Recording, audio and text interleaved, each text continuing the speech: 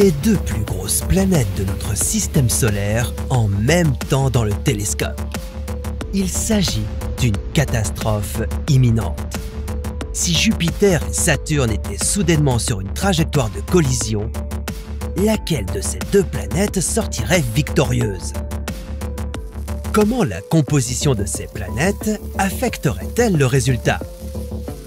Et quel impact cela aurait-il sur le reste de notre système solaire?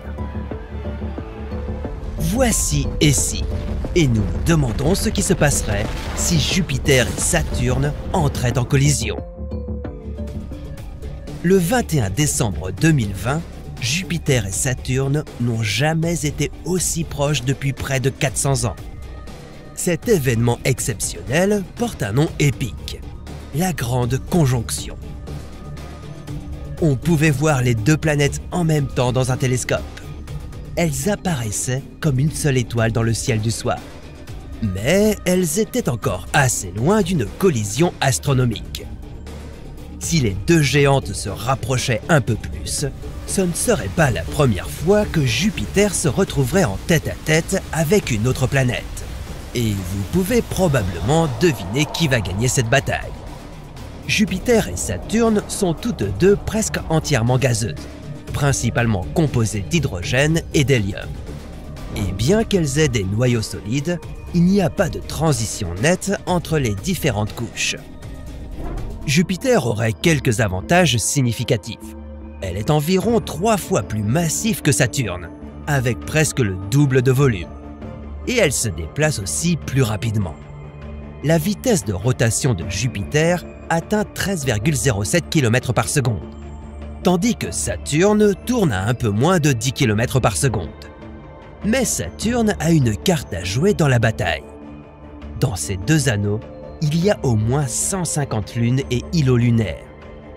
Si les planètes se rapprochaient l'une de l'autre, la forte attraction gravitationnelle de Jupiter ferait que ces lunes, ces petits satellites, ces roches, ces poussières et ces glaces accéléreraient vers lui. Certains d'entre eux seraient détruits. C'est ce qui s'est passé lorsque la comète Shoemaker-Levy 9 est entrée en collision avec Jupiter en 1994. À l'origine, la comète faisait près de 2 km de large. Au moment où elle s'est écrasée, la gravité de Jupiter l'avait mise en pièces.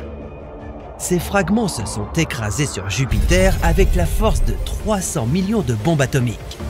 Et cela a chauffé la température de l'atmosphère de Jupiter à près de 40 000 degrés. Titan, la plus grande lune de Saturne, est 2000 fois plus grande que cette comète. Donc, la force de sa seule collision avec Jupiter serait massive. Si Jupiter et Saturne entraient en collision, elles se mettraient à fusionner. Leurs atmosphères se mélangeraient, ce qui ferait monter la température des couches supérieures de l'atmosphère de la géante gazeuse. Elle deviendrait si chaude que Jupiter subirait une réaction chimique en gagnant plus de fer, de silicate et même d'eau. Au final, Jupiter absorberait Saturne, ou en grande partie. Des scientifiques de l'université Sun Yat-sen en Chine ont modélisé un scénario sur ce qui s'est passé lorsqu'un embryon planétaire massif, environ 10 fois la taille de la Terre, est entré en collision avec Jupiter il y a 4,5 milliards d'années. L'impact était si énergétique qu'il a détruit le noyau compact d'origine de Jupiter. Cela a formé un noyau plus dilué composé d'un mélange dense d'hydrogène et d'hélium liquide métallique. Mais si Jupiter entrait en collision avec Saturne, cet événement serait 10 fois plus puissant. De grandes quantités de matière se propageraient dans l'espace. Ensuite, toute cette matière se rassemblerait en un seul objet planétaire. Nous l'appellerions Nouveau Jupiter ou Jupiturnus. Et peut-être cette nouvelle planète causerait plus de problèmes dans le système solaire qu'on pourrait le penser. On parle parfois de Jupiter comme d'une étoile ratée. C'est parce que sa taille et sa composition sont similaires à une naine brune. Mais Jupiturnus serait plus massive et aurait une pression interne plus élevée. Si la température était suffisamment élevée, cela pourrait provoquer une fusion nucléaire dans son noyau. Ainsi, Jupiturnus pourrait devenir une étoile. L'impact de la présence de 2 étoiles dans notre voisinage planétaire serait énorme. Cela pourrait même signifier la fin de la vie sur Terre. Mais n'ayez pas peur. Si ces 2 planètes fusionnaient, Jupiturnus aurait une masse 30% plus grande que Jupiter. Pour que la fusion nucléaire s'allume, la planète devrait atteindre la masse de 75 Jupiter. La vie sur Terre continuerait donc, mais ce serait un grand spectacle avec des tonnes de gaz et de débris expulsés. Peut-être que tout cela serait illuminé par le Soleil, nous donnant une belle et éblouissante fin à Saturne telle que nous la connaissions. Au moins cette fois, Jupiter ne s'est pas mis en colère au point d'avaler toutes les planètes de notre système solaire, y compris la Terre. Mars est sur une trajectoire de collision directe avec la Terre depuis des semaines maintenant. Les destructions ont déjà commencé avec d'énormes tsunamis et des tremblements de terre. À présent, notre planète commence à se fissurer et la gravité change considérablement. Mais à quel point cela sera-t-il grave? Comment cela pourrait-il créer une nouvelle planète? Y a-t-il un moyen pour que les humains puissent survivre? Voici ici, et nous nous demandons ce qui se passerait si Mars entrait en collision avec la Terre. 15 jours avant l'impact. Ce ne sera pas la première fois que la Terre doit faire face à une collision massive. Au fil des millions d'années, des astéroïdes sont tombés sur notre planète. L'un des plus grands? L'astéroïde qui a exterminé les dinosaures il y a 66 millions d'années. Malgré son impact massif sur la Terre et son histoire, cet astéroïde mesurait seulement 10 km de large. Environ la taille de 90 terrains de football. Mars, en revanche, a un diamètre de 6800 km. Et est bien droit sur nous. La planète rouge est normalement à environ 225 millions de kilomètres de nous. Mais à ce moment, elle n'est qu'à 4 millions de kilomètres. À cette distance, elle ressemble à une petite lune rouge qui s'approche de nous. Mais le fait qu'elle n'ait pas encore impacté ne signifie pas que nous ne ressentirons aucun effet. La Lune affecte les marées terrestres.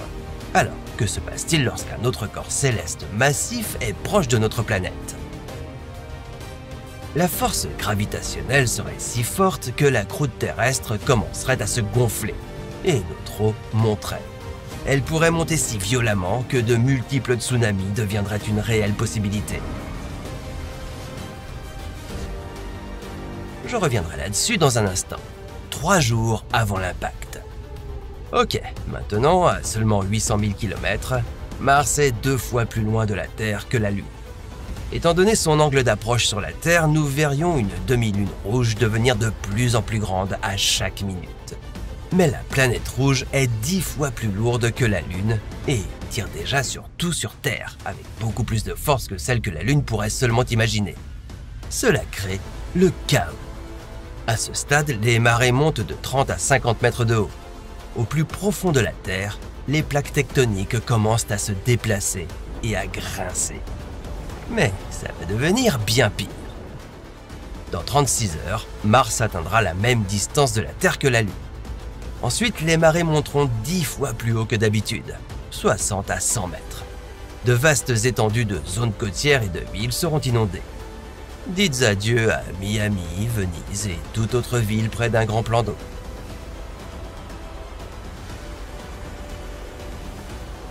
Des millions de personnes se noieront. Il y aura une panique généralisée alors que les gens sur Terre voient l'approche implacable de Mars. La Terre commence à se fissurer. Des tremblements de terre secouent le globe.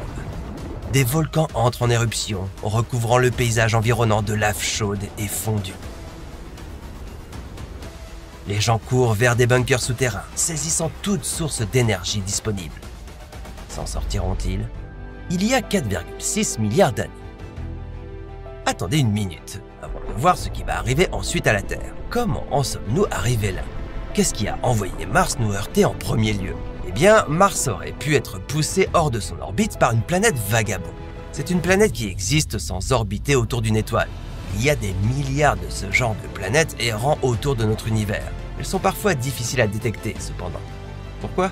Eh bien, parce qu'elles n'émettent pas une énorme quantité de lumière.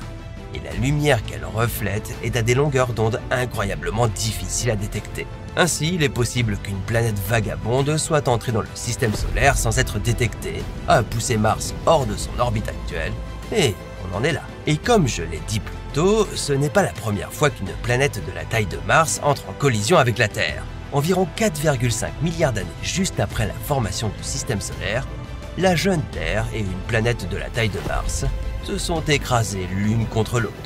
Vous pouvez le voir aujourd'hui. Les débris de la collision ont finalement formé la Lune. 12 minutes avant l'impact. À ce stade, les gens sur Terre sont en effervescence, essayant de trouver un abri face à cette terrifiante catastrophe. Mais des tremblements de terre violents secouent le sol et projettent les gens dans tous les sens.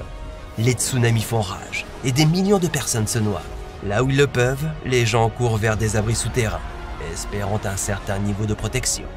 Mars est maintenant à seulement 10 000 km. La force gravitationnelle de Mars et de la Terre se tirent l'une l'autre intensément. Mars commence à accélérer, atteignant 10 km par seconde. Ce qui se passe maintenant est incroyablement intéressant. Alors qu'elle se dirige vers la Terre, Mars commence à se fissurer. Pourquoi? Eh bien, la Terre a 10 fois la masse de Mars, et à cause de cela, notre planète exerce une pression gravitationnelle sur Mars, la faisant se briser. Maintenant, il y a une possibilité que Mars s'effondre complètement sous cette pression. Peut-être que les gens de la Terre vivront pour voir un autre jour. Mais malheureusement, cela ne risque pas d'arriver. Parce que Mars se déplace si rapidement, il n'y a pas assez de temps pour que la Terre décompose la planète rouge. Ce qui va arriver ensuite ne sera pas joli. 20 secondes avant l'impact. Si vous regardez maintenant, Mars remplirait presque tout le ciel. Elle est maintenant à seulement 200 km au-dessus de la surface de la Terre. Elle est entrée dans les hautes couches de l'atmosphère terrestre. Une énorme onde de choc a frappé l'atmosphère. À cause de cela, vous avez du mal à respirer. La gravité de Mars tire sur notre atmosphère. Mais ce n'est rien comparé à ce qui va suivre. Des fissures dans la surface de la Terre vont s'élargir, créant d'énormes canyons. Les plus grands tremblements de terre jamais connus ne sont rien comparé à cela. Les bâtiments s'effondrent et des villes entières seront réduites en ruines. Si vous êtes sur Terre alors que cela se produit, eh bien, il n'y a pas grand-chose que vous pouvez faire. Juste tenir bon pour ce qui est sur le point de se passer. Moment de l'impact. Lorsque Mars entre en contact avec la surface de la Terre, la gravité sera environ 30% de ce qu'elle est habituellement du côté de la Terre où se produit le crash. C'est parce que la gravité de Mars est de 40% celle de la Terre, et elle tire dans la direction opposée. Les forces gravitationnelles des deux planètes tirent maintenant l'une sur l'autre en même temps.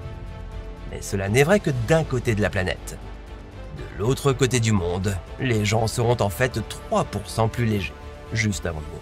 Merci Mars. C'est juste au moment où les gens veulent perdre du poids. Au moment de l'impact, une quantité massive de chaleur est générée, l'équivalent d'1 milliard de bombes nucléaires qui explosent. Après la collision initiale, ces deux planètes rocheuses se séparent brièvement. Mais cela ne veut pas dire que cette bataille est terminée. Elles finiront par se réunir à nouveau et se repercuteront. Avec la quantité de chaleur générée, la Terre et Mars seront liquéfiés. Une onde de choc secourra la Terre, réverbérant à travers toute la planète, jusqu'à l'autre côté. En 20 minutes, tout le monde sur Terre ressentira l'impact. Tout sur la surface de la planète brûlera, causant une extinction de masse à laquelle aucun être vivant ne survivra. La surface de la Terre se fissurera jusqu'à son noyau. Mars sera brisé. De grands morceaux du noyau de Mars s'incrusteront dans le noyau de la Terre. La couche supérieure entière des planètes sera de la lave en fusion, avec nos deux manteaux qui se mélangent. L'énergie de la collision changera la vitesse de rotation de la Terre. Nous pourrions tourner plus vite ou plus lentement, nous ne savons pas. Les débris en fusion issus de la collision seront éjectés dans le ciel. Les petits morceaux retomberont sur Terre sous forme de lave en fusion, tandis que les plus gros morceaux commenceront à orbiter autour de la Terre, formant un anneau. Certains des débris entreront en collision avec la Lune, et d'autres seront éjectés plus loin dans l'espace, heurtant Vénus et la ceinture d'astéroïdes. Au fil des millions d'années, les collisions de débris avec la Lune rendront la Lune plus grande et plus lourde. Après la collision, une partie de Mars sera incorporée dans la Terre. La Terre sera légèrement plus lourde. Puisque Mars représente 10% de la masse de la Terre, peut-être que la Terre pèsera environ 5% de plus qu'avant. Mais cette nouvelle Terre sera dépourvue de vie. La vie pourrait-elle jamais émerger à nouveau sur ce qui était autrefois notre planète bleue? Eh bien, sans atmosphère et sans eau, il est difficile de voir comment cela pourrait arriver. Peut-être que dans le futur, des comètes s'écraseront sur Terre, apportant de l'eau. Et au fil des milliards d'années, la vie pourrait recommencer. Cela fait 30 jours qu'Uranus nous est apparu dans le ciel. Au début, il semblait que notre Lune s'était trouvé un partenaire stellaire. Mais ensuite, nous avons compris que quelque chose de beaucoup plus grand se dirigeait vers nous. Mais qu'est-ce qui a pu rendre Uranus si instable? Cette géante de glace serait-elle sur le point de nous rentrer dedans? Et qu'est-ce qui pue comme ça? Purk. Voici Essie, et nous nous demandons ce qui se passerait si Uranus entrait en collision avec la Terre. Revenons 30 jours en arrière, quand tout était encore normal. Uranus vivait une vie tranquille à la périphérie de notre système solaire, à environ 3 milliards de kilomètres de nous. Et puis soudain, elle a commencé à se rapprocher. Les astronomes ont été les premiers à tirer la sonnette d'alarme. D'après leurs calculs, il faudrait 13 ans à Uranus pour atteindre le point de collision. Ce n'est pas grand-chose, mais au moins nous aurions une petite chance d'évacuer la Terre. Mais cette géante bleue givrée a en réalité d'autres plans en tête. Ce n'est pas un phénomène spatial commun. Les planètes ne quittent pas leur orbite sans raison. Mais d'une manière ou d'une autre, Uranus l'a fait. La voilà qu'elle se déplace à toute allure à travers le système solaire, atteignant une vitesse d'environ 1000 km par seconde. Une vitesse inattendue qui ne nous laisserait que 30 jours avant la collision. Uranus brillerait comme une étoile bleue dans le ciel, et chaque jour, elle apparaît plus grande et plus brillante. Notre ciel serait magnifique, non seulement grâce à cette géante de glace qui brille sur nous, mais aussi grâce à de nombreuses étoiles filantes. Au détail près que ce ne sont pas du tout des étoiles.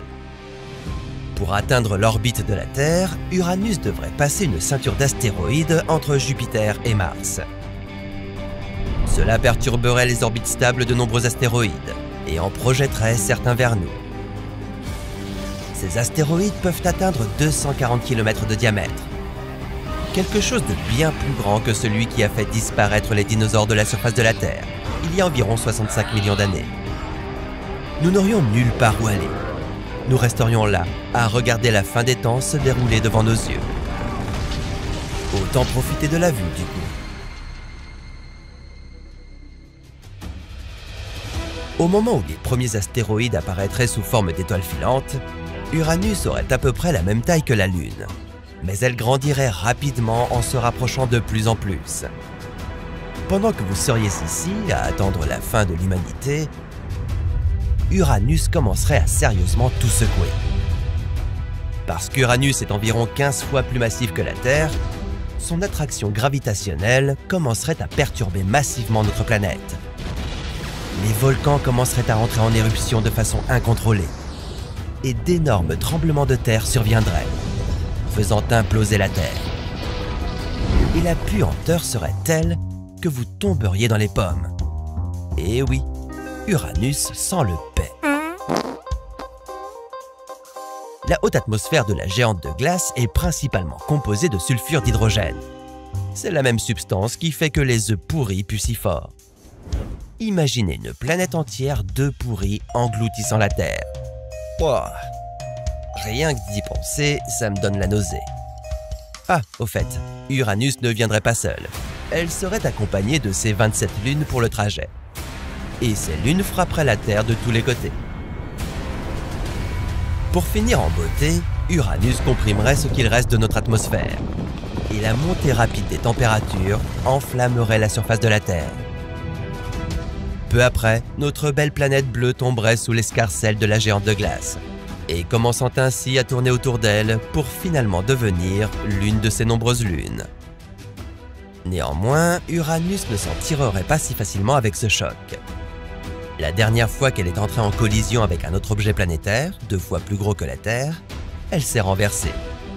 Oui, Uranus est la seule planète de notre voisinage qui tourne sur le côté. Qui sait, cet impact avec notre planète pourrait l'aider à se remettre droite. Mais pour la Terre telle que nous la connaissons, ce serait fini. Si par miracle la vie émergeait à nouveau sur les restes puants de la Terre, nous verrions le bleu d'Uranus à l'horizon. Il est temps d'assister à une bataille historique de notre système solaire. Jupiter, une géante gazeuse très lourde, contre un trou noir infiniment petit, mais vraiment terrifiant. Que se passerait-il s'il se rentrait dedans? Pourquoi cet événement bombarderait-il la Terre d'astéroïdes? Et serait-ce la fin de notre système solaire? Voici et si, et nous nous demandons ce qui se passerait si Jupiter percutait un trou noir. Bon, avant que le combat ne débute, examinons les concurrents d'un peu plus près. Commençons par le favori de notre système solaire. Jupiter est situé en 5e à partir du Soleil, à environ 740 millions de kilomètres de celui-ci. Cette géante gazeuse est aussi la plus grande planète. Elle est environ 318 fois plus grande que la Terre et 2 fois plus que toutes les autres planètes de notre voisinage réunies. Mais les apparences sont parfois trompeuses. Comparé à son adversaire, Jupiter n'est pas si lourde que ça. Les trous noirs stellaires sont beaucoup plus petits que notre géante gazeuse, mais ils sont très puissants. Les trous noirs sont denses, incroyablement denses. Toute leur matière est regroupée dans un point infiniment petit appelé singularité. Et à l'intérieur de cet endroit minuscule, les concepts de temps et d'espace n'existent plus. Et comme tout objet avec une masse, ils sont dotés de gravité. Beaucoup de gravité. La plupart sont des restes d'étoiles massives. On les appelle des trous noirs stellaires. Et ils ont une masse de 3 à 10 fois celle du Soleil. Mais comme ils sont très denses, un trou noir avec 10 fois la masse du Soleil ne mesurerait que 60 km de diamètre. Alors, notre géante gazeuse Jupiter aurait-elle une chance de vaincre son concurrent minuscule mais immensément puissant? Ou finirait-elle auprès d'autres objets perdus à l'intérieur du trou noir? Dans l'univers, tout se déplace à une vitesse monstrueuse, y compris le Soleil et le reste de notre système solaire. Nous voyageons à travers le cosmos à environ 720 000 km/h. Et dans cette danse effrénée, une étoile qui s'approche suffisamment près peut influencer la périphérie de notre système solaire. Ou pire encore, nous pourrions faire face à l'un des près d'1 milliard de trous noirs qui se déchaînent autour de la galaxie de la Voie lactée. Les chances que cela se produise sont très faibles, bien sûr. L'étoile la plus proche de notre voisinage est à plus de 4 années-lumière, donc très loin. Les scientifiques pensent qu'il n'y a que 1% de chance qu'une étoile s'approche suffisamment pour perturber les bords de notre système solaire. Et pour Jupiter, ces probabilités sont encore plus faibles. Mais cela pourrait arriver. Alors que le trou noir se dirigerait vers nous, sa force destructive perturberait le nuage de Oort. Cette zone entoure notre système solaire comme une protection sphérique géante et est remplie d'objets glacés. Ces glaçons de la taille d'une montagne ne feraient pas le poids face à un trou noir. Alors qu'ils seraient entraînés avec cette monstruosité petite mais massive, ce serait le premier signe qu'une collision épique avec Jupiter serait inévitable. L'intrus continuerait son trajet en traversant la région suivante, la ceinture de Kuiper. Et ce serait le chaos. De nombreux objets glacés, y compris la planète naine Pluton, seraient éjectés de leur orbite. Les choses deviendraient soudainement plus dramatiques pour la Terre, car beaucoup de ces objets se dirigeraient maintenant droit sur nous. En passant devant Neptune, Uranus et Saturne, le trou noir arracherait leur gaz. Avec des poussières, cela formerait un cercle brûlant autour de l'intrus gravitationnel.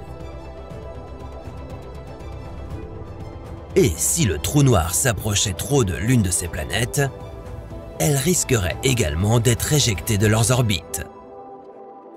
Il s'abattrait ensuite sur Jupiter. L'atmosphère de la géante gazeuse subirait le même sort. Le trou noir éloignerait les gaz d'hydrogène et d'hélium comme s'il déroulait une pelote de laine. La planète entière finirait par être attirée vers le trou noir. Ce serait un combat inégal dès le départ. Jupiter serait incapable de faire quoi que ce soit. Et ce n'est pas tout. Alors que le monstre dense et affamé avalerait l'abondance de gaz de Jupiter, il libérerait également une vague explosive d'UV et de rayons X qui partirait dans tous les sens. Ce serait comme un énorme rot bourré de radiation mortelle qui se dirigerait sur Terre. En moins d'une heure, des quantités mortelles de matière radioactive s'abattraient sur nous. Mais le côté positif est que vous pourriez enfin voir le trou noir dans le ciel. La stabilité de notre système solaire disparaîtrait. Le trou noir engloutirait tout sur son chemin, y compris notre planète. Mais si, d'une façon ou d'une autre, nous réussissions à être épargnés des forces destructrices du trou noir, sans Jupiter, notre système solaire aurait besoin de trouver un nouvel équilibre gravitationnel. C'est vrai, Jupiter avait une place spéciale dans notre voisinage. Son incroyable gravité a empêché les astéroïdes et les comètes de nous frapper, ainsi que d'autres planètes du coin. Elle a également aidé la Terre à maintenir son orbite presque circulaire autour du Soleil. Même si nous survivions à tous les ravages gravitationnels d'un trou noir, sans Jupiter, la planète Terre ne ferait pas long feu. Mais ne nous faisons pas d'illusions. Quelles sont les chances que ce trou noir dévore Jupiter et s'arrête net dans son élan?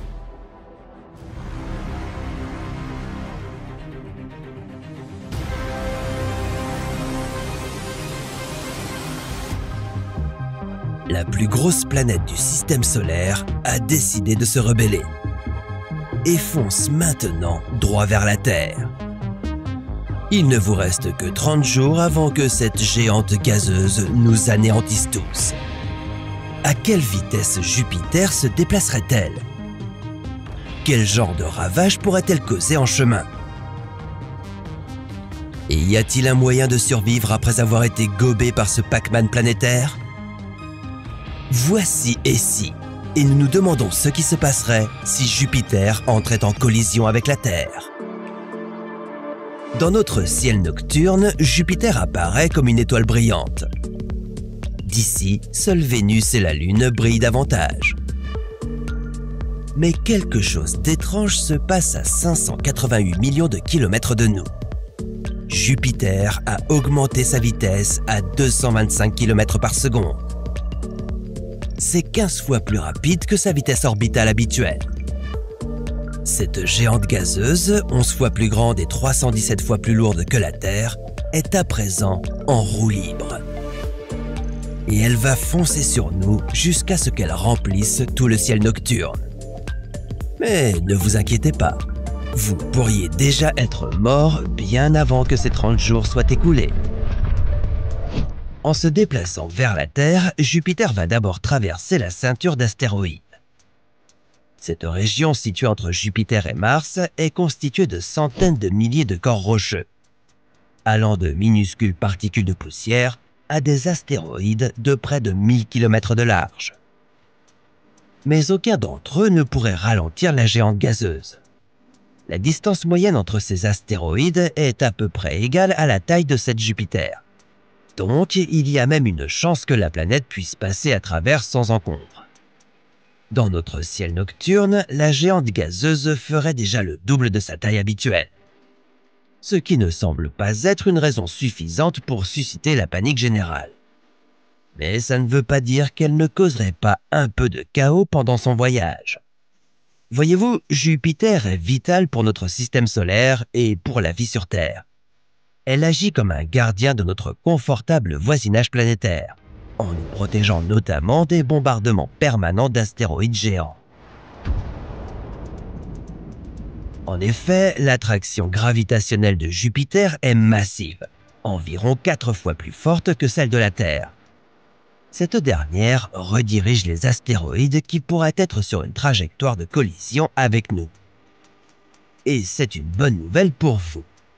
En effet, un seul astéroïde d'à peine 5 km de diamètre pourrait mettre fin à la vie sur Terre telle que vous la connaissez. Comme ce qui est arrivé aux dinosaures il y a environ 66 millions d'années. Mais si Jupiter commençait soudainement à se diriger vers le centre du système solaire, il pourrait envoyer de nombreux objets spatiaux dangereux en plein vers nous. Si l'un d'eux s'écrasait sur notre planète, vous ne vivriez peut-être pas assez longtemps pour voir Jupiter avaler la Terre. Mais pour le bien de notre scénario hypothétique, nous allons vous garder en vie. Du moins, pour l'instant. En envoyant des astéroïdes sur une trajectoire de collision avec la Terre, Jupiter pourrait aussi récupérer une nouvelle lune ou deux. La ceinture d'astéroïdes est l'hôte de Cérès, la seule planète naine dans le système solaire interne. Elle représente environ 25% de la masse totale de la ceinture. Cette planète naine pourrait peut-être rejoindre les 79 autres lunes qui composent le système d'anneaux de Jupiter. Le prochain arrêt serait Mars. À ce stade, Jupiter apparaît presque 4 fois plus grand que d'habitude depuis la Terre. La planète rouge pourrait avoir la chance de ne pas être anéantie par un impact frontal avec Jupiter. Mais elle ne s'en sortirait pas indemne pour autant. Peut-être que la nouvelle lune, Cérès, la percutera. Et ce ne serait pas le premier cataclysme pour Mars. Environ 700 millions d'années après la formation de notre système solaire, un énorme astéroïde encore plus gros que Cérès est entré en collision avec Mars. Cette collision avait arraché une partie de l'hémisphère martien. Les débris de cet astéroïde se sont mis en orbite autour de la planète rouge et ont fini par former ces deux lunes, Phobos et Deimos, qui aujourd'hui orbitent toujours autour de Mars. À 16 millions de kilomètres de distance de nous, Jupiter se rapproche maintenant de la dernière ligne droite. Depuis la Terre, vous la verriez brillante et claire, aussi grande que la Lune. À présent, vous pourriez commencer à sentir certains des effets du puissant champ magnétique de Jupiter. Ce champ est le plus grand objet du système solaire, et il est 18 000 fois plus puissant que celui de la Terre. Il serait si fort qu'il pourrait piéger des particules chargées et les accélérer. Ces particules endommageraient l'électronique de toute navette spatiale qui passerait par là. Et elles pourraient potentiellement pénétrer l'atmosphère et le champ magnétique de la Terre. Et ce serait une très mauvaise nouvelle. Vous avez eu la chance d'éviter la collision d'un astéroïde tueur de planètes. Mais là, vous et l'ensemble des terriens commenceraient à souffrir de graves affections dues aux radiations. Tout d'abord, des nausées, des diarrhées et des vomissements vous handicapent. Le tout étant assaisonné d'anxiété et de confusion, vous pouvez perdre conscience à tout moment. Après quelques heures de torture, ça commence à aller mieux. Mais ce n'est que le calme avant la tempête, car voici que la phase finale se déclenche. Là, ce sont des tremblements et des convulsions qui peuvent vous faire tomber dans le coma. Ou pire. Si d'une manière ou d'une autre vous avez survécu à ça, le jugement dernier viendra à vous de toute façon. À seulement 2 millions de kilomètres, la grande tempête de Jupiter, sa grande tache rouge, aurait la même taille que la Lune. Et la planète elle-même apparaît 8 fois plus grande que notre petit satellite. La Terre est maintenant prise dans un violent bras de fer entre Jupiter et le Soleil. Cela pourrait causer un réchauffement par effet de marée tout autour de notre planète. La Terre pourrait devenir un enfer criblé de tremblements de terre et d'éruptions volcaniques qui cracheraient des gaz sulfureux jusque dans l'espace. Pendant ce temps, Jupiter effectue son approche finale. Maintenant, aussi proche que la Lune, elle fait 40 fois sa taille originelle dans notre ciel nocturne. Voilà qu'elle s'écrase sur la Terre en comprimant les atmosphères des deux planètes. Cela fait flamber les températures, provoquant l'embrasement de tout sur Terre, y compris l'air lui-même. Et dans ce brasier colossal, la Terre brûle dans l'atmosphère de Jupiter jusqu'à ce que nous terminions aspirés par la géante gazeuse. Pour toujours. C'est quand même pas de chance d'avoir été les seuls à finir avalés par Jupiter. C'est fini pour Uranus. La géante de glace est engagée dans une trajectoire de collision avec la reine de toutes les planètes de notre système solaire, Jupiter. Que se passerait-il lors de ce choc spectaculaire entre les deux planètes? Uranus serait-elle déchirée en morceaux? Ou au contraire, cette géante de glace pourrait-elle porter un coup fatal à son gigantesque adversaire? Voici et si, et nous nous demandons ce qui se passerait si Jupiter et Uranus entraient en collision. Apprenons à connaître un peu mieux nos deux planètes en compétition. Vous savez, avant qu'elles ne soient potentiellement toutes deux réduites à néant. D'abord, Jupiter, la plus grosse planète du système solaire. Mettez toutes les autres planètes ensemble, elle reste 2 fois plus massive que ces dernières. Mais cette monstruosité n'a pas de surface solide. Elle n'est composée pratiquement que de gaz, principalement d'hydrogène et d'hélium. En face se trouve Uranus. Même si elle est 20 fois plus petite que Jupiter, c'est la 3e plus grande planète du système solaire. Ne vous laissez pas induire en erreur par la différence de taille. Sous l'atmosphère d'hydrogène et d'hélium d'Uranus, il y a une abondance d'eau glacée. C'est pourquoi Uranus n'est pas une géante gazeuse comme Jupiter. C'est une géante de glace, tout comme sa voisine Neptune. Uranus est la planète la plus unique du système solaire. Elle tourne sur le côté. Tout ça grâce à un objet de la taille de la Terre qui l'a percuté il y a des milliards d'années. La collision la plus épique de l'histoire des collisions pourrait-elle se terminer par la mise à l'endroit d'Uranus? Vous ne suivez probablement pas les déplacements d'Uranus dans le ciel nocturne. Mais si c'était le cas, vous vous rendriez compte que la planète glacée s'est échappée de son orbite habituelle. C'est le début de notre compte à rebours avant la collision. Sur son chemin vers Jupiter, Uranus devrait d'abord survivre à une rencontre rapprochée avec la géante gazeuse voisine, Saturne. Avec ses anneaux colorés et ses nombreuses lunes, Saturne est 2 fois plus grande que la planète bleue qui sent mauvais, Uranus. Mais les deux planètes ont des forces gravitationnelles très similaires. Ainsi, alors qu'elles se frôlent à peine, Uranus pourrait balayer 1 ou 2 lunes qui viendraient s'ajouter à sa collection actuelle de 27. Uranus va maintenant foncer sur son adversaire. Plus elle se rapproche, plus l'image devient claire de l'énormité de ce dernier. Jupiter est plus de 20 fois plus massif qu'Uranus.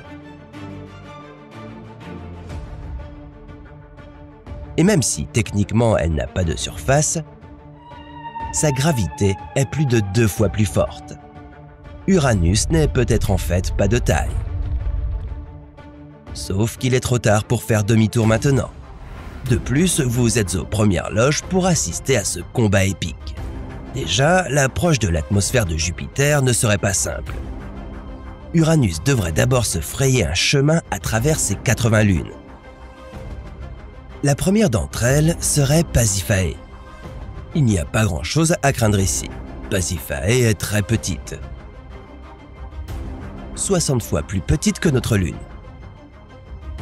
Uranus passerait juste à côté d'elle ainsi que du reste du terrain miné par les lunes de Jupiter et s'en sortirait indemne. À présent, les poids lourds planétaires se rapprochent. Le déroulement de cette collision dépendrait de l'angle d'impact d'Uranus. Si elle arrive à se glisser dans l'orbite de Jupiter, alors les deux planètes seront sur la voie d'une collision frontale. Dans ce cas, l'atmosphère des deux planètes se comprimerait au moment de leur impact. Il en résulterait une augmentation rapide de leurs températures respectives. Et ensuite, boum!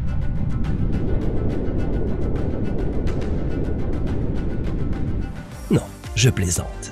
En l'absence d'oxygène sur les deux planètes, elles ne s'enflammeraient pas dans de violentes explosions. Si vous êtes là uniquement pour le spectacle, ne vous inquiétez pas. La collision serait quand même très violente. Les deux corps entreraient en contact, combinant leur masse au passage. Comme un Juranus, ou peut-être un Jupiter. Une chose qui n'arriverait pas, c'est que Jupiter se transforme en étoile. Pour devenir une naine brune, elle devrait peser 13 fois plus que maintenant. Ou 85 fois plus si elle voulait devenir une étoile de faible masse. Malheureusement, l'ajout d'Uranus à sa ceinture n'augmenterait la masse de Jupiter que d'une fraction. Dans un scénario plus réaliste, Uranus frapperait Jupiter par le côté. Cette collision commencerait aussi par la compression des deux atmosphères. Sauf qu'au lieu de fusionner en une seule, elles resteraient toutes deux intactes, mais une grande partie de leur gaz serait projetée dans l'espace. Donc, après cette rencontre spectaculaire, il nous resterait 8 planètes dans le système solaire. Bien que ces deux-là auraient certainement l'air un peu différentes. Jupiter ressemblerait à une version amincie de son ancien énorme corps gazeux. Et Uranus pourrait finir par n'être rien de plus qu'un noyau rocheux solide recouvert d'eau et d'ammoniac. Si les choses se déroulaient ainsi, alors Saturne pourrait reprendre le trône de la plus grande planète du système solaire.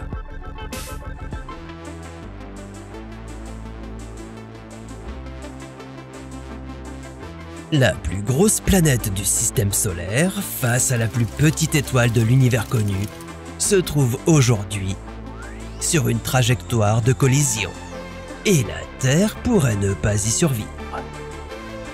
Faites la connaissance de l'étoile et de son nom poétique, EBLM JO555 57AB. Sa gravité est 300 fois supérieure à celle de la Terre. Et elle fait la taille de Saturne. EBLM JO555 57AB est une naine rouge et la plus petite étoile que nous ayons jamais découverte. Normalement, elle réside à 600 années-lumière de nous, dans son propre système d'étoiles doubles. Mais pas aujourd'hui.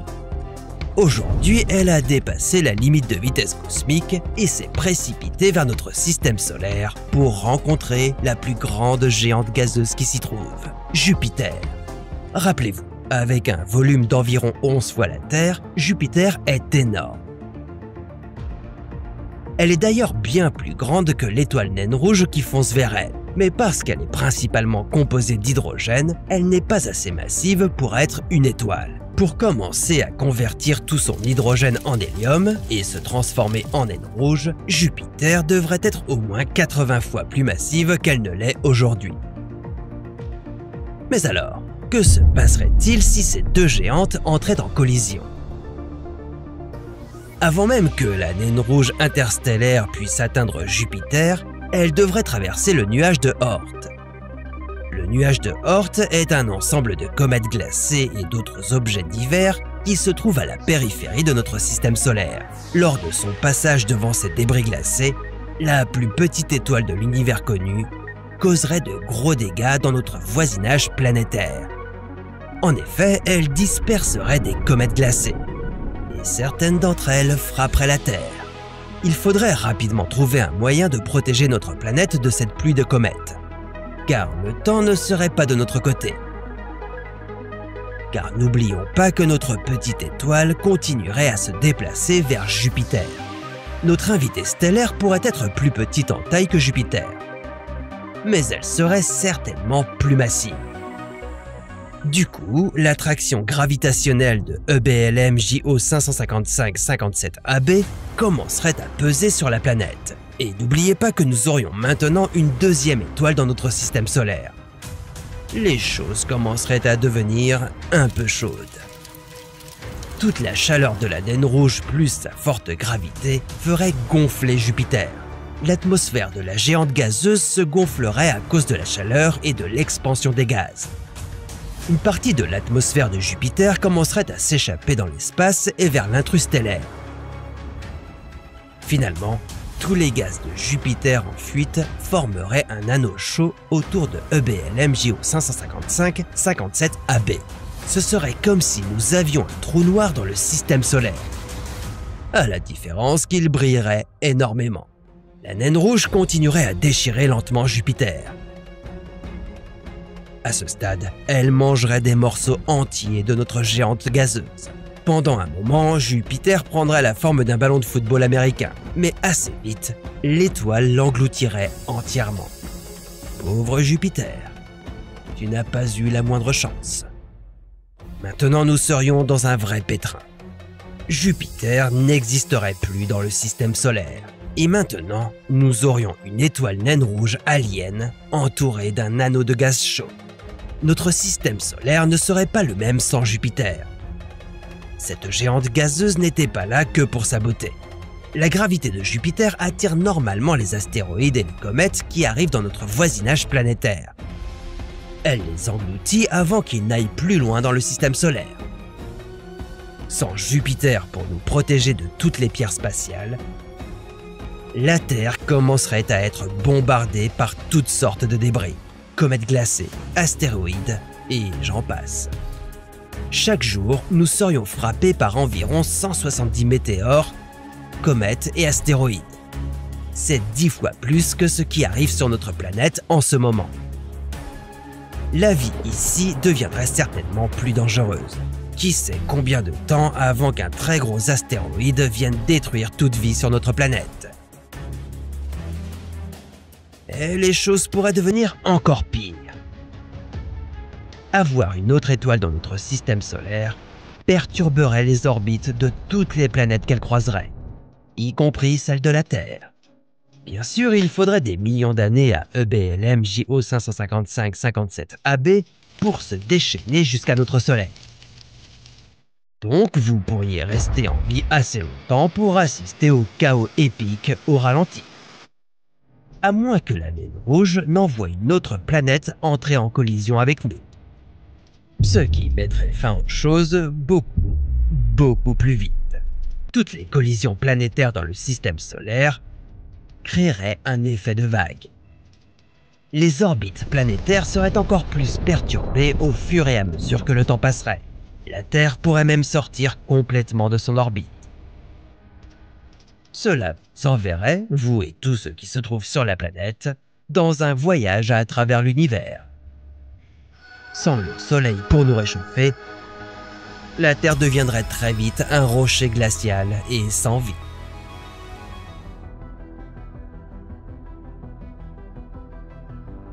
Une étoile vagabonde se dirige tout droit vers notre Soleil. Si ces deux étoiles se percutent, cela pourrait signifier la fin de toute vie sur notre planète. Comment une étoile vagabonde peut-elle se retrouver dans notre système solaire? À quoi ressemblerait cette collision géante? Et combien de temps vous reste-t-il à vivre? Voici et si. Et nous nous demandons ce qui se passerait si une étoile vagabonde entrait en collision avec le Soleil. Comme leur nom l'indique, les étoiles vagabondes dérivent dans l'espace. Elles n'appartiennent à aucune galaxie particulière. Ou, si elles l'ont été, elles ont été éjectées de leur foyer à un moment donné par des supernovas ou deux galaxies qui s'entrechoquent. Quelle que soit la raison qui pousse ces étoiles à s'éloigner de la force gravitationnelle de leur galaxie d'origine, elles sont projetées à très grande vitesse. Pour se libérer de notre propre galaxie, la Voie lactée, Une étoile devrait se déplacer à une vitesse de 550 km par seconde. Heureusement, notre Soleil ne se déplace qu'à une vitesse de 200 km par seconde. Loin d'être assez rapide pour devenir un vagabond. Mais ces étoiles errantes ne sont pas si rares. Elles pourraient même représenter la moitié des 200 milliards d'étoiles dans l'univers. Et l'une d'entre elles pourrait se diriger vers notre Soleil en ce moment même. Voici Gliese 710. Cette étoile naine solitaire se trouve sur une trajectoire qui l'amènerait à proximité de notre système solaire dans environ 1,3 million d'années. Lorsque Gliese 710 nous atteindra, elle pénétrera dans la partie la plus externe de notre système solaire, le nuage de Oort, à une vitesse d'environ 51 500 km/h. Elle pourrait projeter des corps glacés à l'extérieur du système, voire en envoyer dans toutes les directions, peut-être même directement vers la Terre. Une fois qu'elle aura atteint Neptune, le compte à rebours de la collision commencera. 10 ans avant l'impact avec le Soleil. À ce stade, vous feriez mieux de vivre votre vie au mieux, tout en vous préparant pour l'apocalypse à venir. L'attraction gravitationnelle de Gliese 710 déstabiliserait les orbites de nos voisins planétaires, les poussant de gauche à droite. Cela pourrait aller jusqu'à pousser la Terre hors de la zone habitable. Ou bien nous pourrions devenir une planète vagabonde après avoir été catapultés sans sommation hors du système solaire. 10 ans ont passé. L'heure de la collision approche. Chaque jour qui passe, les choses ne font qu'empirer. Une possibilité est que le Soleil et Gliese 710 fusionnent en une nova rouge. Il en résulterait une violente explosion qui libérerait près d'1 demi-million de fois plus de lumière que ce que fait le Soleil actuellement. Compte tenu du temps que met la lumière pour se rendre du Soleil à la Terre, vous seriez parfaitement inconscient de cette explosion destructrice pendant 8 minutes. Mais au moment où vous la découvrirez, toute cette lumière vous rendra aveugle en 1 milliseconde et vous fera immédiatement frire sur place. Et oui, juste derrière cette lumière aveuglante se trouve un gaz ultra chaud. Cette vague de chaleur pourrait être assez puissante pour anéantir presque tout sur son passage. Ciao Mercure, Vénus et, oui, la Terre aussi. Notre atmosphère et nos océans seraient complètement balayés. Notre planète ne serait plus qu'une roche stérile. L'explosion créerait également des quantités massives de neutrinos hautement énergétiques, capables de vous faire bouillir de l'intérieur. La Terre serait aussi enveloppée de niveaux mortels de radiation UV et gamma. Même si vous parveniez à survivre à l'explosion, vous ne résisteriez pas longtemps aux effets nocifs de tous ces rayonnements. Vous auriez des dommages sur vos yeux, votre peau et même votre ADN. Si une espèce extraterrestre observait tout cela depuis une galaxie lointaine à l'aide d'un télescope incroyablement puissant, elle verrait une seule étoile brillante entourée d'un excès de gaz de couleur rougeâtre. Et la lumière infrarouge laissée par l'explosion serait visible pendant longtemps après. Mais ce ne serait pas la seule façon dont tout cela pourrait se produire. Il y a une possibilité qu'il y ait une alternative plus pacifique. Oui, si les deux étoiles se déplacent un peu plus lentement l'une par rapport à l'autre, elles pourraient finir par fusionner en une nouvelle étoile massive. Notre Soleil arracherait de la masse à son compagnon plus petit, Gliese 710, et l'avalerait dans un processus connu sous le nom de cannibalisme stellaire. Cette étoile extrêmement chaude et brillante serait appelée une traînarde bleue. Bien qu'elle puisse sembler beaucoup plus pacifique, cette option pourrait néanmoins signifier la fin de la vie sur Terre. Au centre de notre galaxie, la Voie lactée, il existe un trou noir supermassif qui se nourrit des étoiles voisines. Il s'appelle Sagittarius A étoile. Et si le fait que ce monstre gravitationnel géant dévore lentement la galaxie n'est pas assez terrifiant, il existe une autre horreur cosmique qui rôde autour de lui. Est-il possible qu'un jour, il se rapproche un peu trop et se percute? Que resterait-il de la Voie lactée dans ce cas? Y aurait-il une chance, même très faible, que la Terre puisse s'en sortir saine et sauve? Voici et si, et nous nous demandons ce qui se passerait si un magnétar entrait en collision avec un trou noir. Cette horreur qui se traîne dans la Voie lactée est le vestige d'une étoile géante qui a explosé.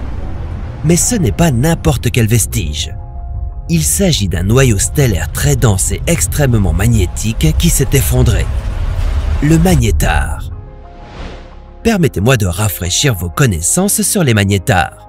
Ils naissent lorsqu'une étoile au moins 8 fois plus massive que notre Soleil atteint son âge limite, puis explose, créant une magnifique supernova. La majeure partie de cette étoile disparaît, mais son noyau dense demeure. La plupart de ces vestiges deviennent des étoiles à neutrons.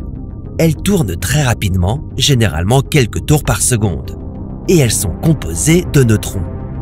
Certaines étoiles à neutrons disposent d'un champ magnétique si puissant qu'elles émettent un rayonnement électromagnétique à partir de leur pôle.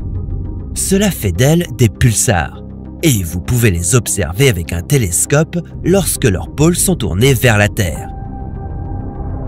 Seuls quelques pulsars de ce type développent un champ magnétique extrêmement puissant. Ils deviennent ainsi les aimants les plus puissants de l'univers, les magnétars. Ils ne font qu'un tour toutes les 10 secondes, mais leur champ magnétique est 100 fois plus puissant que celui d'une étoile à neutrons. Si l'un de ces aimants arrivait à mi-chemin entre la Lune et la Terre, eh bien, ça ne serait pas agréable. Mais serait-il aussi dangereux à une distance de 26 années-lumière? Ce que j'aimerais savoir, c'est si le magnétar peut avaler le trou noir ou si c'est le trou noir qui peut engloutir le magnétar. La collision de ces deux géants ne se terminerait pas par une explosion, mais plutôt par une calme fusion cosmique étalée sur des milliards d'années. Bien que les magnétars soient incroyablement puissants, ils perdront la bataille contre un trou noir. En fonction de la trajectoire du magnétar, ainsi que de la taille et de la masse du magnétar et du trou noir, ce monstre magnétique serait dévoré soit entièrement, soit lentement, petit à petit. Pendant que le magnétar est déchiré par le trou noir, il continue d'envoyer des ondes gravitationnelles dans tout l'univers, provoquant une perturbation de la courbure de l'espace-temps. Une fois que le trou noir aura consommé le magnétar, sa masse augmentera et élargira son horizon des événements. Et grâce à cette expansion, de plus en plus d'étoiles seraient projetées dans sa densité noire. Le trou noir aurait lentement dévoré notre galaxie, étoile par étoile. Finalement, après des quadrillions d'années de consommation des étoiles, le trou noir pourrait engloutir la Voie lactée dans son intégralité. À ce moment-là, l'humanité aura probablement disparu depuis bien longtemps.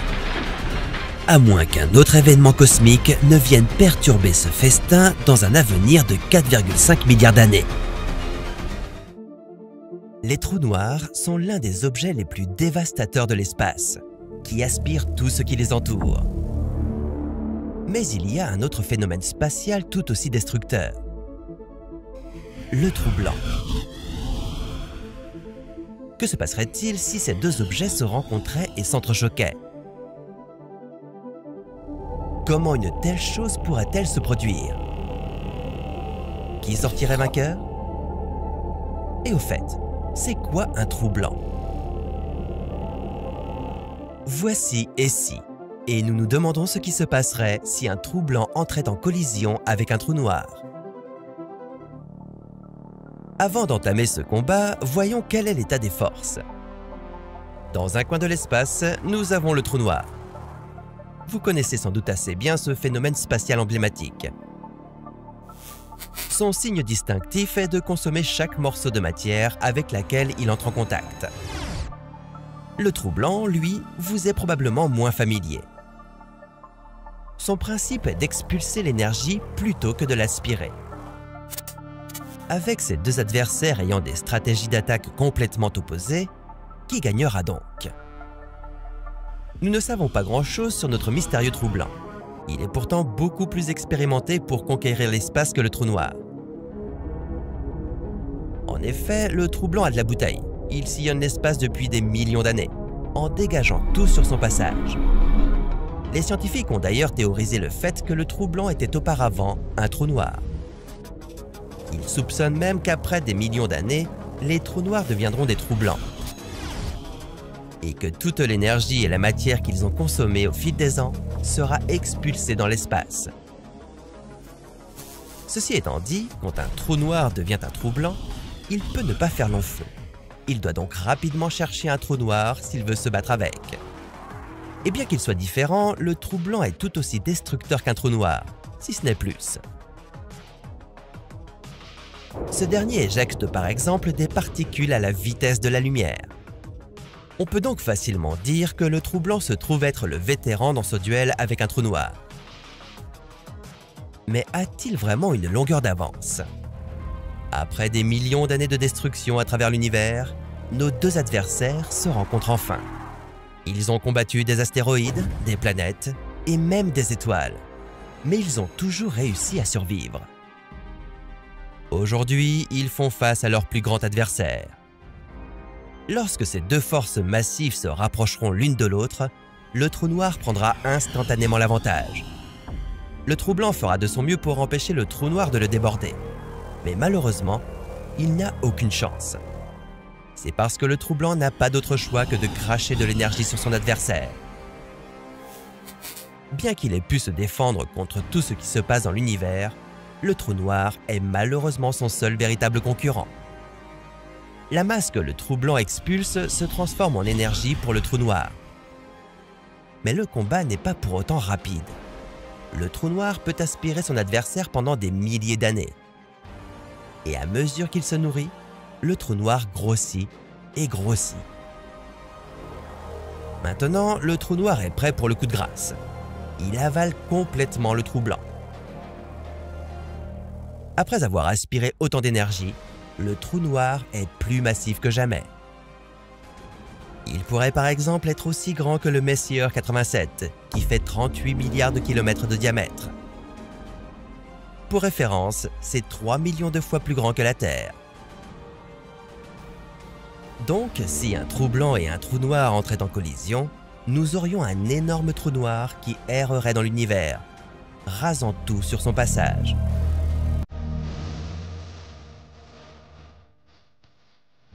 Cet ensemble de galaxies en forme de bretzel, c'est notre univers. Et figurez-vous qu'il est sur le point d'entrer en collision avec un autre univers. C'est peut-être fascinant à regarder, mais nous devrions probablement nous inquiéter de ce qui va se passer quand ils se rentreront dedans. Comment cela bouleverserait-il la physique de notre univers? Aurions-nous une chance de survie? À quoi ressemblerait la collision depuis la Terre? Et est-ce déjà arrivé? Voici et si, et nous nous demandons ce qui se passerait si notre univers entrait en collision avec un autre univers. La seule preuve potentielle d'une collision universelle que nous ayons jamais découverte se présente sous la forme d'un point froid dans notre univers. En 2013, le satellite Planck de l'Agence spatiale européenne a confirmé que cette zone s'étend sur 1,8 milliard d'années-lumière, qu'elle est beaucoup plus froide que le reste de l'espace et qu'il semble y manquer 10 000 galaxies. Au début, les scientifiques ont été déconcertés par son existence. À présent, certains émettent l'hypothèse que cette tache pourrait être une sorte de cicatrice ou d'ecchymose laissée par la collision avec un autre univers. Mais comment pouvons-nous en être sûrs? Et si c'était le cas, combien de temps avons-nous avant que cela ne se reproduise? Avant d'aller plus loin, permettez-nous de prendre un moment pour revenir sur un point qui pourrait en intriguer plus d'un parmi vous. Habituellement, quand on parle de l'univers, on parle de l'ensemble de l'espace et du temps, en y incluant les planètes, les étoiles, les galaxies et toutes les autres formes de matière et d'énergie. Donc, si l'univers signifie essentiellement tout ce qui existe, alors logiquement, il ne peut y en avoir qu'un seul, n'est-ce pas? Eh bien, pas forcément. Certains scientifiques croient au concept de multivers.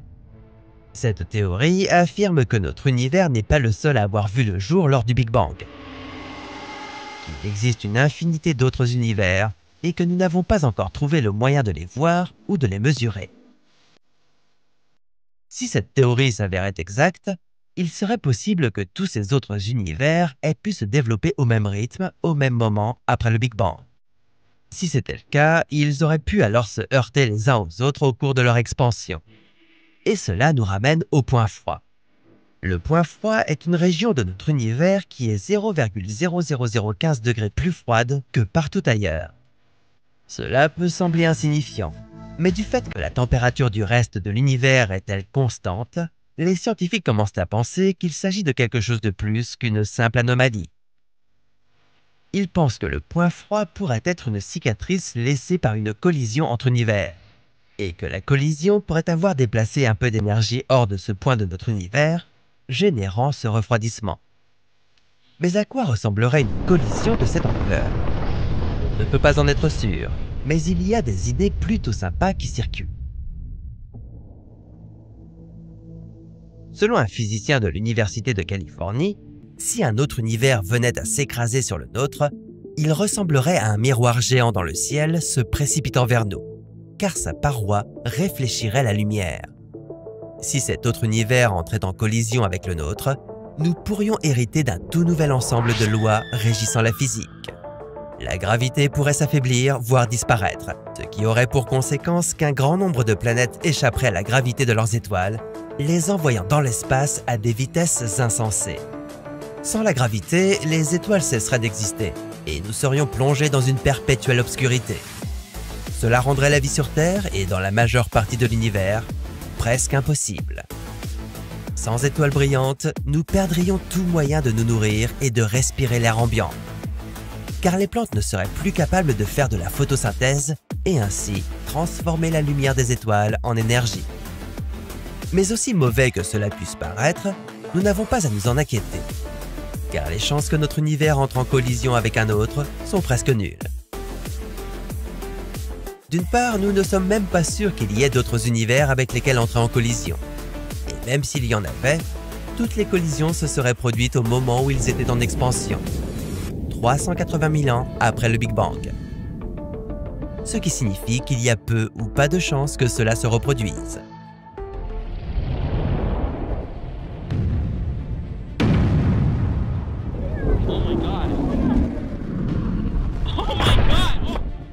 Il existe un objet géant en forme de cacahuète qui orbite autour du Soleil, qui se prénomme comète de Halley. Comme toutes les comètes, c'est un mélange cosmique de glace gelée, de gaz et de poussière. S'étendant sur une vaste superficie de 15 km sur 8, cette boule de neige spatiale passe à proximité de la Terre tous les 76 ans. Elle ne nous a pas encore causé de problème. Mais cela pourrait changer si son retour elliptique croisait le chemin de notre Lune, provoquant une collision dévastatrice visible en plein jour. Cela affecterait-il l'exploration spatiale? Quel dommage cela causerait-il à la Lune? Comment cela nous affecterait-il sur Terre? Voici et si, et nous nous demandons ce qui se passerait si la comète de Halley s'écrasait sur la Lune. Nous sommes en 2061 et la foule se rassemble pour assister au feu d'artifice imminent. Nous serions au courant de l'impact depuis un certain temps en raison de la prévisibilité de l'orbite de la comète. Et bien que ce soit un événement effrayant, cela resterait un spectacle à ne pas manquer. L'explosion serait similaire à la collision d'un astéroïde avec la Lune en 2013, qui a créé un spectacle lumineux de 8 secondes et laissé un cratère de 40 mètres de large. Sauf que la comète de Halley est 550 milliards de fois plus lourde que l'astéroïde de 2013. Ainsi, au lieu de laisser un simple cratère, la comète de Halley déchirerait la surface de la Lune. Depuis la Terre, cela serait à la fois beau et terrifiant. Mais sur la Lune, ce serait juste de la pure terreur. Le magma du noyau de la Lune se déverserait, projetant de grands panaches de poussière et de matière dans l'espace. Les particules et les petits débris seraient inoffensifs et flotteraient autour de la Lune. Mais les plus gros morceaux prendraient assez de vitesse pour échapper à la vitesse de la Lune et entrer dans l'espace. Une fois dans l'espace, ils se dirigeraient vers la Terre, tirés par la gravité de notre planète.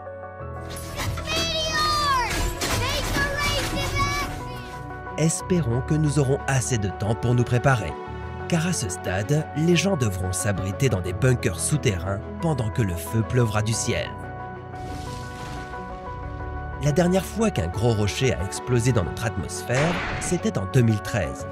Tcheliabinsk était une météorite de 19 mètres de large, et son explosion était égale à 500 000 tonnes de TNT. Si les retombées de la Lune étaient d'une taille similaire à celle de Tcheliabinsk, des villes entières pourraient être détruites. Finalement, nous aurions le feu vert pour quitter nos bunkers. Certains endroits ne seraient que modérément endommagés, tandis que d'autres seraient complètement rasés. La reconstruction commencerait, mais les effets de la comète de Halley s'écrasant sur notre Lune seraient loin d'être terminés. Nos espoirs de poursuivre l'exploration spatiale seraient anéantis. Nous aurions bien besoin de la Lune comme point d'arrêt pour nous réapprovisionner et faire le plein pour l'exploration de l'espace. Mais en raison des graves dommages causés par la collision avec la comète, l'atterrissage sur la Lune deviendra difficile, voire impossible. Toute idée d'exploitation minière de la Lune pour y trouver les matières premières essentielles au progrès de la technologie spatiale est donc vouée à l'échec. Au moins, la NASA et les autres agences spatiales seraient mieux financées. Le monde entier compterait sur elles pour assurer le suivi constant des dangereux morceaux de Lune qui restent encore dans notre orbite. Et si vous pensez que toute la poussière et les débris donneraient à la Terre un bel anneau comme celui de Saturne, eh bien, raté pour cette fois. Car en principe, pour qu'un anneau se forme autour de la Terre, il faudrait une collision encore plus puissante. Mais ça, c'est une autre histoire pour un autre. Et si